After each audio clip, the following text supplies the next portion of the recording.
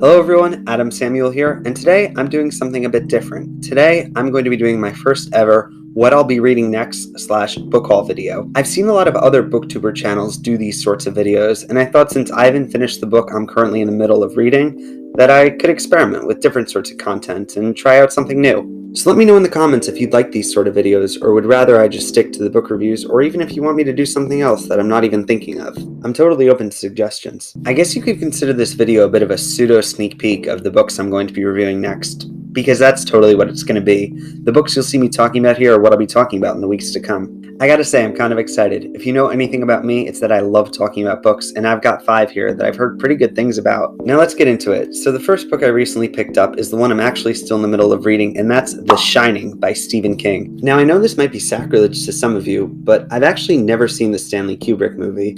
I'm sort of waiting to finish the book before doing so. Actually, let me know down below in the comments if you'd want to see me do a movie review once I've finished. I think that could actually be a fun idea. Anyway, for those of you who don't know, The Shining is about a family staying at a hotel called the Overlook, where the father, Jack Torrance, is serving as the winter caretaker. He's also an aspiring playwright, and is hoping to get through some writer's block he's dealing with. The story is pretty well known. Even for someone like me who hasn't seen the movie, I know a lot of the iconic scenes and lines just through references in other media.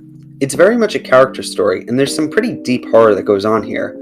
I picked it up for the simple reason that it's Stephen King in his prime. I've been enjoying it so far, but I do think at the same time it's a little slow. The next book is Sold on a Monday by Christina McMorris, and I have to admit, this is one book I picked up solely because of the cover. It's really eye-catching, but the story sounds pretty interesting too. Just going off the blurb in the back, it's about a reporter who takes a picture of 2 children beside a sign reading that they're for sale. He apparently blows up in popularity because of the publication of said picture, and that ends up having some pretty devastating consequences. I'm really excited for this one, especially as someone who's also a journalist. The next book is Death on the Nile by Agatha Christie. I picked up this book because after reading And Then There Were None, I knew that I was going to go deeper down the Agatha Christie rabbit hole. The book is another murder mystery, and it's about a detective investigating a death that takes place on the Nile, hence the title. All I know from what I've heard is that Agatha Christie doesn't disappoint, and I have a pretty good feeling about this book.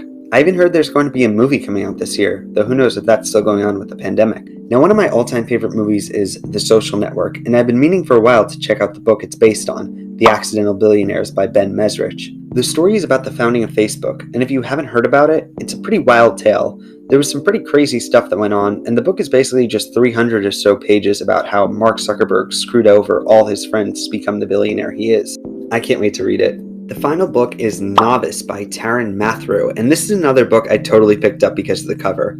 I've read that this book is inspired by Pokemon and Digimon, and if the cover hadn't sold me on it, that would have. I want to see what Mr. Mathrew could do. I'm pretty excited. I haven't heard of him until now. So that's all I've got for you today. If you like this video and want to see more, be sure to subscribe, leave a like, and comment down below. I'll see you next time for my review of The Shining. Until then, bye.